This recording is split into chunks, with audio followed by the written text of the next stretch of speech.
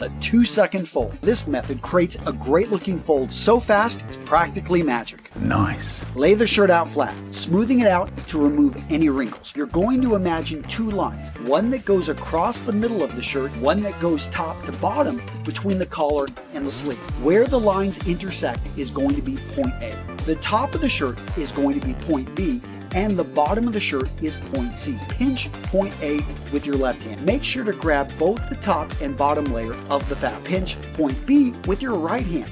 Then bring point B down to point C. You will now uncross your arms and lay the shirt face down on the table. Use the table to fold the shirt until you have an even amount of fabric on each side of the shirt. If you want, you can fold it again in the middle to take up a bit less space. With a bit of practice, you can become lightning fast at this method. There is truly no faster way to fold a t-shirt. For a detailed step-by-step guide on how to fold a t-shirt, check out the support article and infographic at realmenrealstyle.com.